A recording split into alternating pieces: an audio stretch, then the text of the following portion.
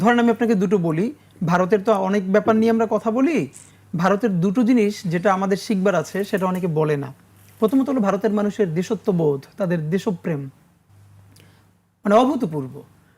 আমার মনে আছে 11-12 সনের দিকে মমতা ব্যানার্জি ঢাকায় এসেছিল একটা প্রোগ্রামে, সে শহীদ মিনারে যাবে ফুল দিতে। সে বলে ইন্ডিয়ার একটা ব্র্যান্ডের গাড়ি সেটা ম্যানেজ করিয়েছে যে আমি এখান থেকে ওই গাড়িতেই যাব, অন্য কোনো গাড়ি যাব না, এবং সে গাড়ির দাম কম। আপনি ভাবেন একটা জায়গা ইন্ডিয়ার মানুষের দেশ মানে তার দেশের প্রশ্নে সে বলেছে গঙ্গার এক ফোঁটা জল বাংলাদেশে দিব না। তার জায়গা থেকে তো সে ঠিক বলেছে, মানে তার মানুষের জন্য। কিন্তু আমাদের দেশ থেকে আমরা সে চিন্তা করতে পারি? আর একটা হলো ইন্ডিয়ার শত ঝামেলার মধ্যেও তার ইনস্টিটিউশনগুলো একটু একটু গ্রো করেছে, যে জন্য মোদি পপুলিস্ট পলিটিক্স করে সে ভোট বাগাতে পারছে, কিন্তু সে কিন্তু দিনের ভোট রাতে করতে পারছে না।